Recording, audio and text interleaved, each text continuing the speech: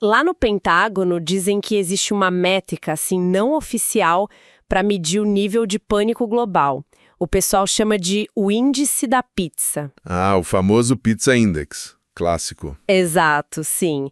Tipo, quando os pedidos de entrega de pizza nas madrugadas de Washington disparam do nada, é sinal de que as equipes de inteligência estão virando noites em claro. Alguém está planejando alguma coisa grande. Uhum. O mundo está prestes a mudar, né? Pois é, e hoje a gente vai explorar uma teoria de que essas pizzas não estão alimentando o planejamento de uma simples operação militar. Na verdade, seria o projeto de uma demolição controlada de toda a economia global. Nossa, e esse é um excelente ponto de partida. E é super interessante observar que a nossa exploração de hoje foi inspirada por um perfil de ouvinte muito específico, sabe? A visão fotográfica do Elder Leg. Ah, sim, o observador. Isso. Trata-se daquela mentalidade focada em olhar o mundo não através de uma lente otimista e toda editada, mas pelo negativo da fotografia, onde as sombras, os contrastes severos e, a realidade nua e crua da geopolítica estão totalmente expostos para quem quiser ver. Com certeza. E com essa mentalidade, do observador que busca o contraste puro da realidade, nós vamos dissecar um estudo que é profundamente provocativo do professor Zhang Sheqin, lá do Brasil. É um material bem denso, né? É muito denso. A tese dele propõe o colapso da nossa atual nova ordem mundial, essa que é totalmente baseada em finanças e globalismo, e a ascensão de um modelo focado em recursos brutos e manufatura, um modelo chamado Fortaleza América ou TechNat. E, bizarramente, isso seria um espelho direto da atual estratégia russa, que é conhecida como a Terceira Roma. E logo de cara eu preciso colocar o nosso chapéu da objetividade aqui, porque o trabalho que a gente vai analisar hoje, ele mergulha em águas muito turvas. Sim, é bom avisar quem está escutando. Exatamente. O texto disseca táticas de colapso econômico, estratégias de guerra bem pesadas, nacionalismo cristão e ideologias que transitam ali pela extrema-direita. Então nós não estamos aqui para endossar, promover ou julgar a moralidade dessas políticas ou de qualquer lado político, tá? Nossa missão hoje é pura e simplesmente fazer uma engenharia reversa das engrenagens que essa teoria propõe. Perfeito, é abrir o capô e ver o motor funcionando. Isso aí. Queremos entender como essa máquina geopolítica assustadora supostamente opera. Sem defesas, sem ataques, apenas aquele exercício do pensamento crítico de sempre. Certo, vamos desempacotar isso.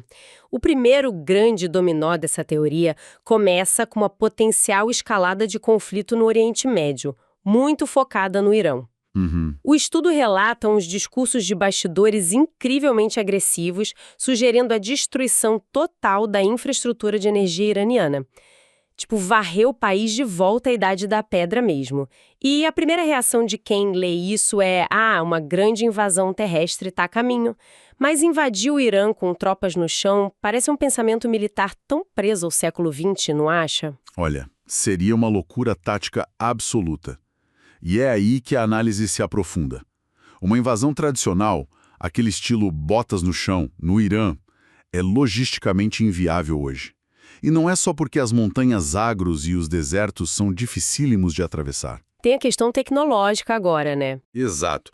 Na era da guerra moderna, montanhas como as de Zagros não são só obstáculos físicos, elas são plataformas de lançamento que já vêm naturalmente fortificadas. Elas formam um escudo geográfico perfeito para enxames de drones de baixo custo e mísseis balísticos. Nossa! Pois é, isso tornaria uma presença terrestre de, digamos, 50 mil soldados americanos completamente obsoleta em questão de minutos. É o ápice da guerra assimétrica. Mas os sinais de que algo gigante estava se movendo nos bastidores estavam lá brilhando no escuro. Além do índice da pizza que a gente mencionou, tem aquele indicador fascinante e, quase cômico dos bares de Washington.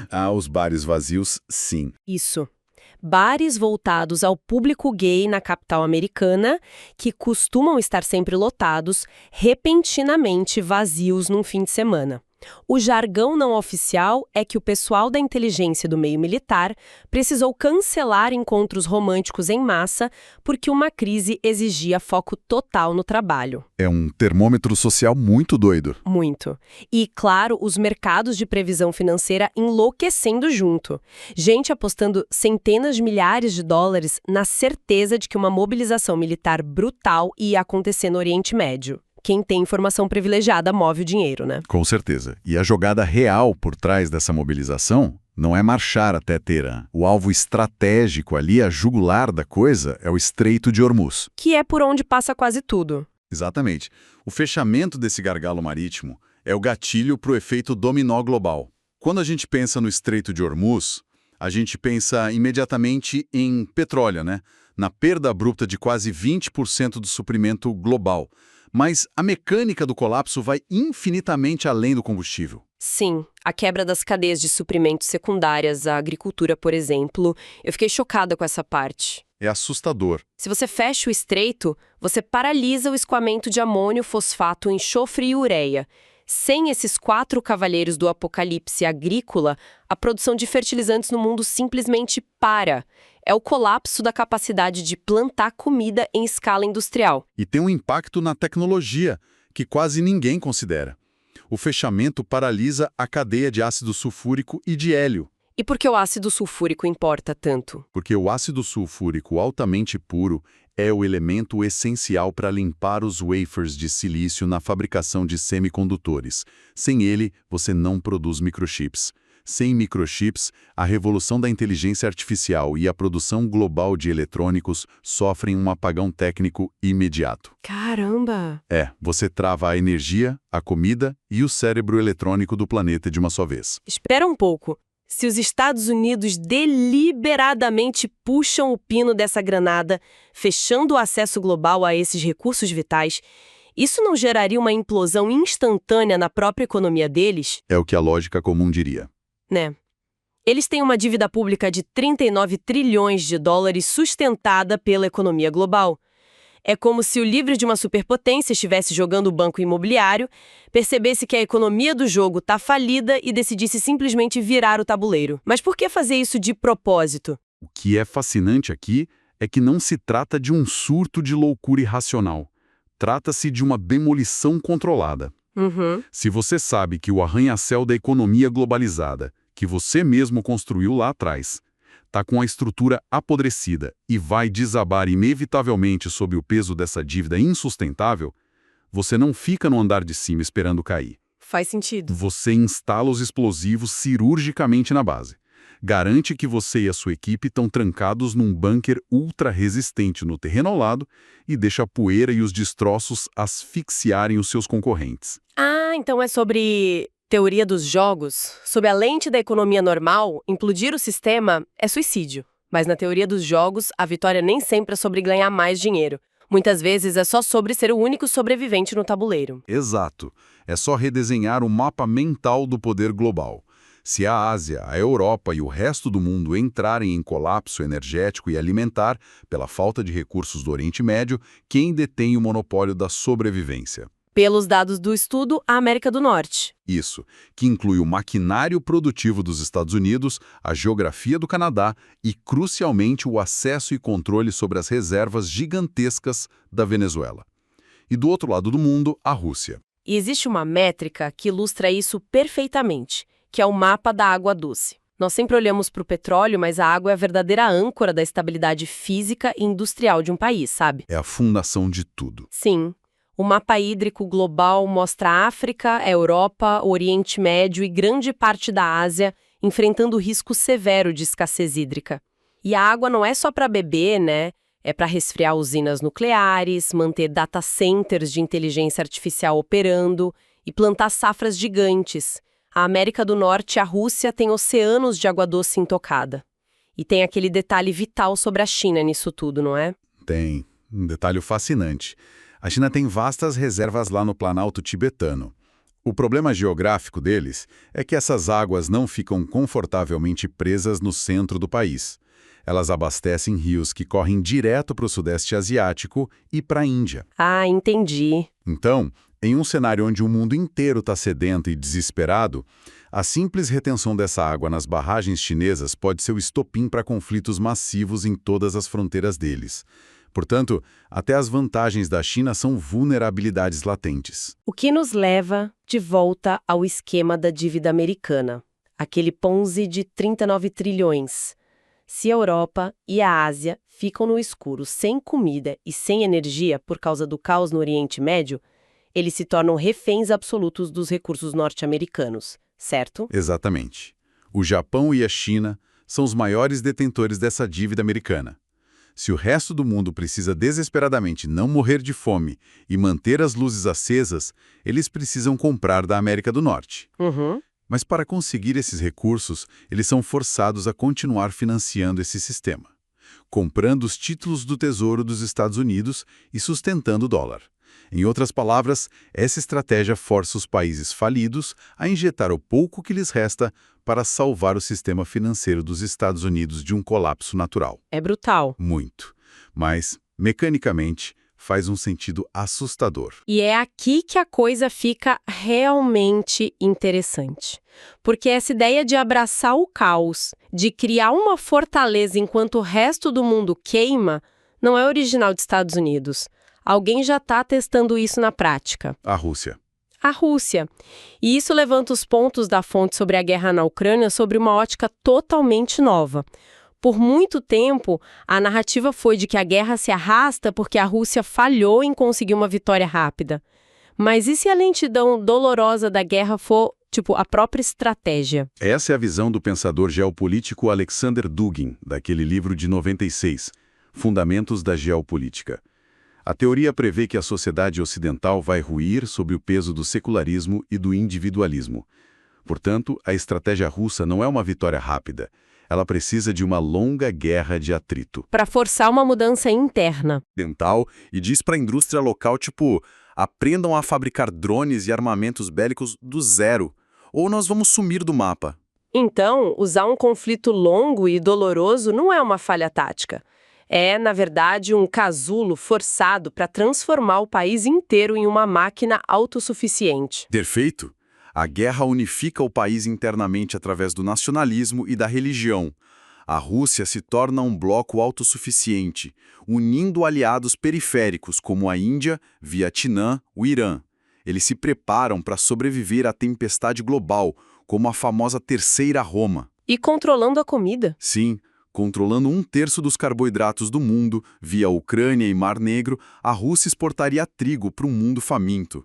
É um monopólio da vida e da morte. Nossa, como os Estados Unidos respondem a isso? A resposta direta é a Grande América do Norte, o conceito do TECNAT. Que é essa fortaleza América, né? Isso. O mapa estratégico vai da Groenlândia, descendo até o Equador, e o Canal do Panamá. Formam um perímetro de segurança rigorosíssimo, cercado por 2 oceanos, um sistema tecnocrático focado puramente em recursos e capacidade energética. Para a gente entender o peso disso, compara os modelos para mim. O que foi a nova ordem mundial estabelecida em 91 e o que eles querem colocar no lugar? Bom, em 91, George H.W. Bush estabeleceu 3 pilares. Primeiro, os Estados Unidos como capital financeira global. Segundo, o multiculturalismo secular e o consumismo. E terceiro, a dominação global. A Pax Americana, onde os Estados Unidos eram a polícia do mundo. E o novo modelo? Esse que o estudo chama de Trump World Order. E lembrando a nossa audiência, reforçando a postura neutra do programa, a gente está só listando os pilares propostos por essa ideologia do estudo, tá? Claro, sem juízo de valor. Os novos pilares dessa ideologia quebram os antigos. Primeiro, uma mudança brutal do foco em finanças para a exploração de recursos crus e manufatura pesada. Sair de Wall Street e ir para o minério. Exato. Segundo, a substituição do multiculturalismo por um forte nacionalismo cristão, visando uma coesão interna rígida. E terceiro, o abandono da responsabilidade de proteger o mundo, o fim da Pax Americana. O isolacionismo. Isso. Uma política isolacionista estrita, deixando que outras nações paguem o preço de suas próprias defesas. A Europa e a Ásia que se virem. Então, o que tudo isso significa? Aquela suposta irracionalidade de brigar com parceiros da OTAN, de ameaçar tarifas a vizinhos como Canadá e México, ou aquela ideia bizarra de tentar comprar a Groenlândia, tudo isso seria, na verdade, a execução pragmática e agressiva da construção dos muros dessa fortaleza. Exatamente. E se conectarmos isso com um cenário mais amplo, com a raiz do problema lá dentro dos Estados Unidos, a gente entende o porquê. A superprodução das elites, né? Isso. O modelo pós-Segunda Guerra tornou a nação superconsumidora, endividada e dependente do trabalho barato da China. Isso gerou uma tremenda desigualdade e criou o que a fonte chama de uma oligarquia. E dentro dessa oligarquia, uma guerra. Uma guerra de elites. Uma luta interna de sobrevivência. De um lado, a elite antiga, que é focada em finanças, globalismo, o pessoal de Wall Street. Do outro, uma contra-elite emergente, que é focada em inteligência artificial, nos recursos do Vale do Silício e nos nacionalistas religiosos. Deixa eu ver se eu entendi a genialidade perversa disso. Se o castelo de cartas vai inevitavelmente desmoronar por causa da dívida e do modelo esgotado, o objetivo dessa nova contra-elite não é salvar o castelo, é sim implodi-lo de forma controlada, para garantir que, quando a poeira baixar, essa nova coalizão esteja governando as ruínas de dentro de uma fortaleza repleta de água, petróleo e comida. Resumiu brilhantemente.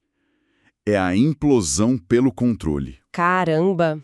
E isso levanta uma questão importante, dando meio que um veredito lógico de todo esse material que a gente analisou hoje. Sobre as lentes da economia tradicional, esse cenário descrito seria um desastre absoluto, um erro crasso. Suicídio econômico. Exato. Mas sob as lentes da teoria dos jogos, em um cenário de escassez global, a estratégia de abandonar o mundo para salvar a si mesmo ganha uma lógica fria, super calculista e profundamente assustadora. Nossa, é de tirar o sono. Mas eu queria agradecer aqui implicitamente a provocação do Helder Lag, que mandou esse tema pra gente. Porque lembrar de olhar o mundo sem aqueles filtros do otimismo cego, sabe? Revela essas engrenagens em movimento que a maioria das pessoas prefere ignorar. A mentalidade fotográfica de ver o negativo é essencial. Foi uma sugestão fantástica para a análise de hoje. Foi sim. Então, eu vou encerrar a nossa exploração deixando uma semente no ar para quem está escutando ponderar durante o dia. O estudo nos detalhou minuciosamente como essas superpotências planejam construir seus abrigos inquebráveis e estocar comida, tecnologia e energia para lucrar com o caos. Mas, quando os portões dessas fortalezas geopolíticas finalmente se trancarem, o que vai acontecer com todos os países que foram deixados do lado de fora dos muros? Fica a reflexão. Continuem questionando as narrativas superficiais, pessoal. Até a próxima! Até mais! Não existe o dia se não houver a noite.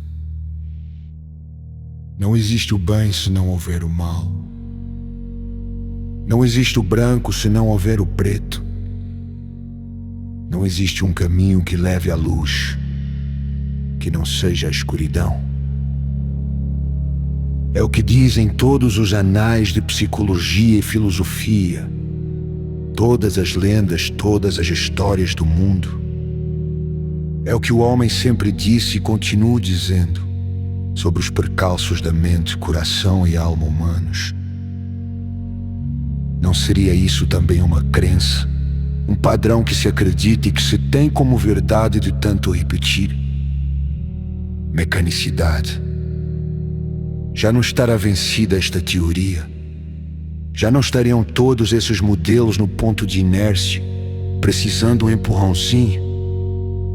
Afinal, se a vida é movimento, como pode haver verdades absolutas e imutáveis?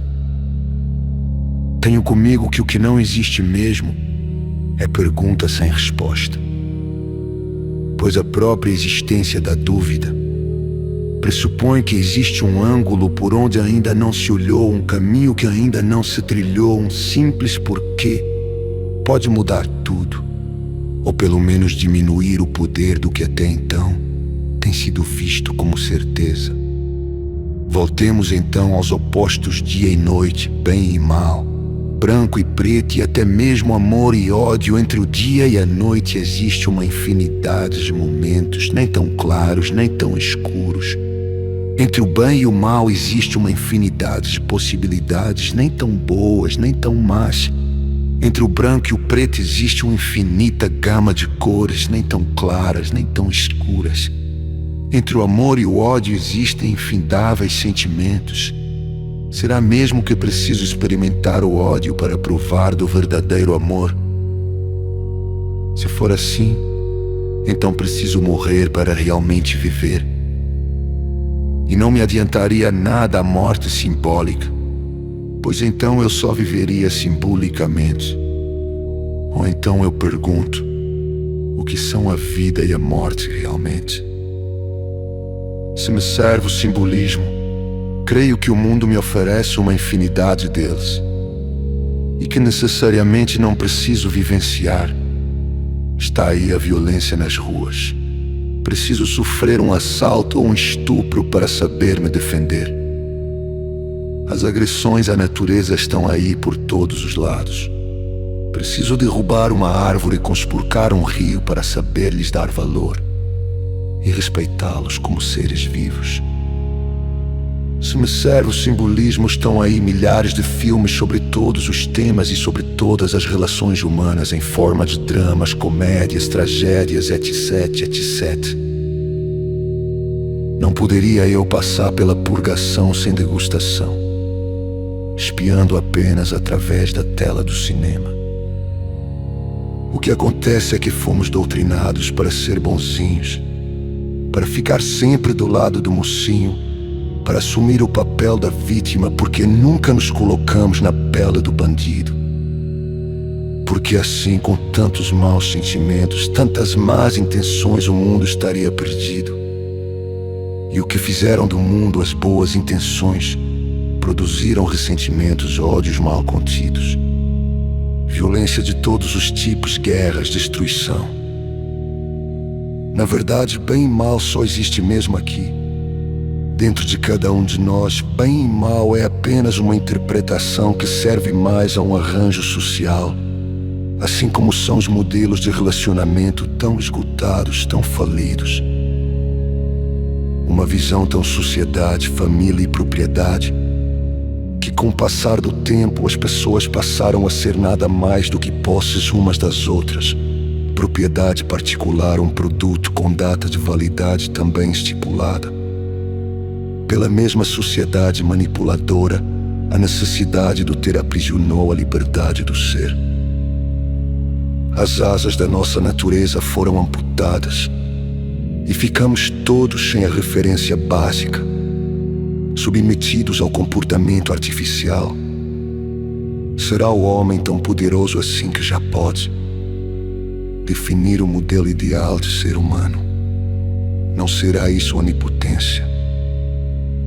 Os opostos sempre se chocam, se atraem na tentativa de sufocar, destruir uns aos outros, de tanto sermos obrigados a ficar do lado bom. Somos constantemente atraídos pelo lado oposto, e se formos para lá podemos gostar e até preferir o lado mau, sádico, sujo, submundo, porque tudo é uma questão de ponto de vista. Muda-se o lado, mudam-se as referências. Será então que na eterna busca de nós mesmos não haveria um caminho do meio? Será que não há um caminho composto de muitas cores? Nem meia-noite, nem meio-dia, nem a falsidade do muito bom, nem a violência do muito mal, nem a ignorância do amor, ódio possessivos. Não seria tudo uma questão de aceitação? Ser imparcial diante dos opostos, afinal, é tudo transitório e impermanente. Mito por mito. Por que não do paraíso? Que tal um jardim como caminho?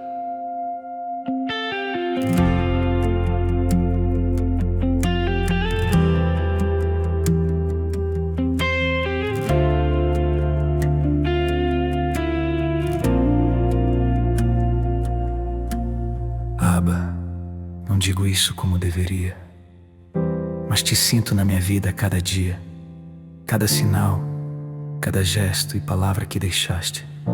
Tudo ficou em mim, jamais se apagou. Clamo por ti, mais que 1000 palavras podem dizer. E mesmo sem te ver, consigo te sentir. Sempre me guias ao teu altar com teu amor. Levo-te comigo e me enches de fervor. Nunca deixarei de te buscar sem cessar. Em cada batida, em cada respirar. A luz da manhã parece fria, mas tua presença dá vida e alegria. Nos teus sinais sinto-te sem cessar. Sei que nunca te vais afastar. Te louvamos cada dia. Aleluia. Teu amor, teu ensino, tua presença. Mesmo que tenhas partido, permaneces aqui. Levamos-te conosco sempre assim. Amém.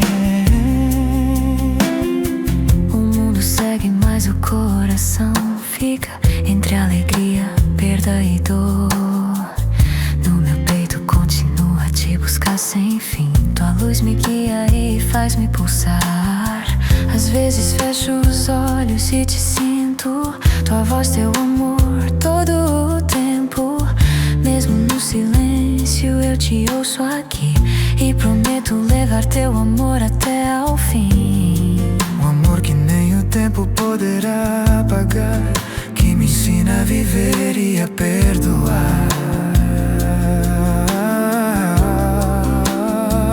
Te louvamos cada dia.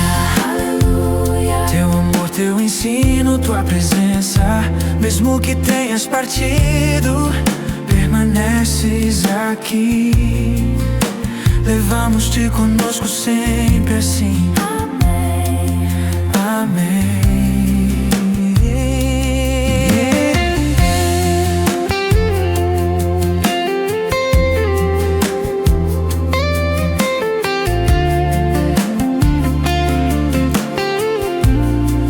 Te busco no meu coração sem cessar. Glória. Teu amor, teu ensino, tua verdade. Foste, mas permaneces em mim. Te louvamos juntos,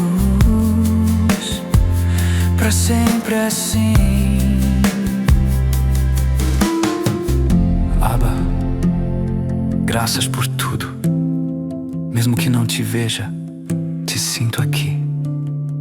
Sempre, para sempre. E nunca esquecerei. Levamos-te em nossos corações. Louvemos. Abba, Pai.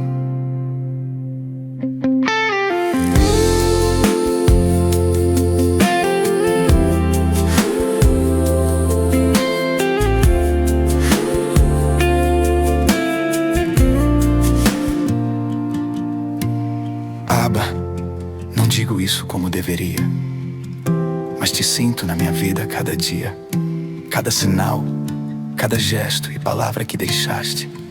Tudo ficou em mim, jamais se apagou. Clamo por ti, mais que 1000 palavras podem dizer. E mesmo sem te ver, consigo te sentir.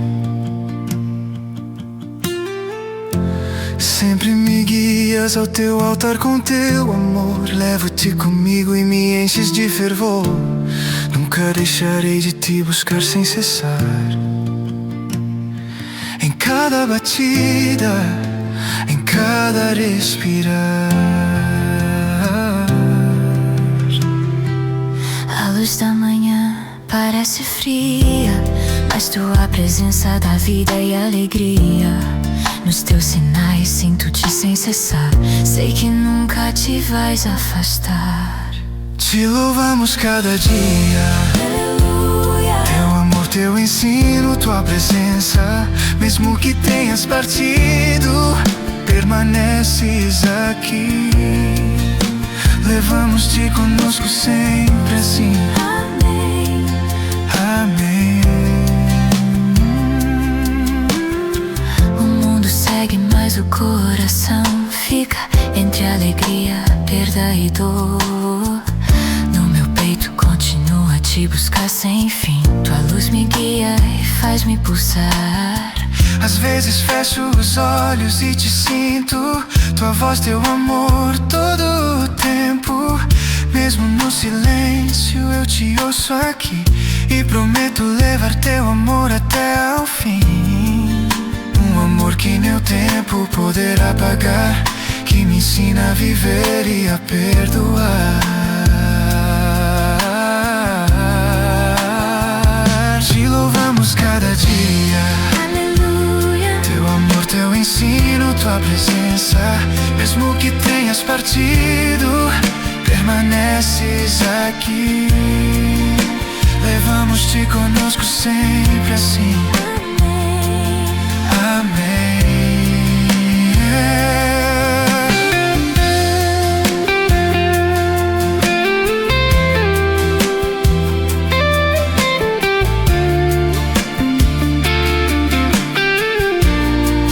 Te busco no meu coração sem cessar.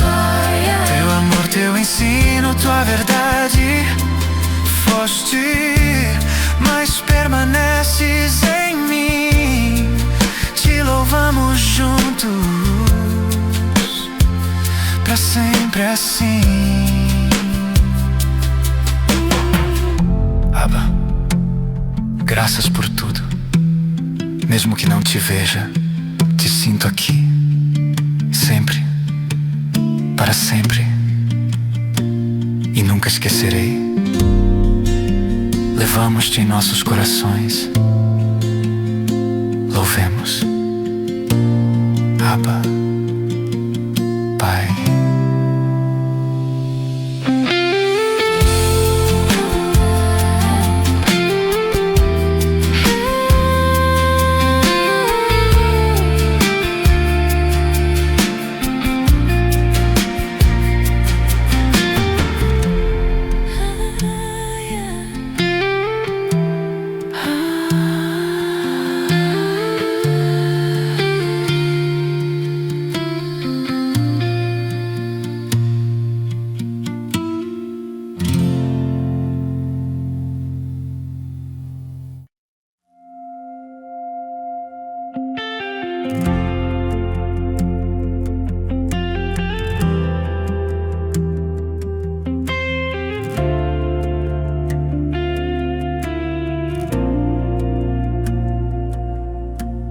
Abba, não digo isso como deveria, mas te sinto na minha vida a cada dia. Cada sinal, cada gesto e palavra que deixaste, tudo ficou em mim, jamais se apagou. Clamo por ti, mais que 1000 palavras podem dizer. E mesmo sem te ver consigo te sentir. Sempre me guias ao teu altar com teu amor. Levo-te comigo e me enches de fervor. Nunca deixarei de te buscar sem cessar. Em cada batida, em cada respirar. A luz da manhã parece fria, mas tua presença dá vida e alegria. Nos teus sinais sinto-te sem cessar. Sei que nunca te vais afastar. Te louvamos cada dia. Aleluia. Teu amor, teu ensino, tua presença. Mesmo que tenhas partido, permaneces aqui. Levamos-te conosco sempre assim.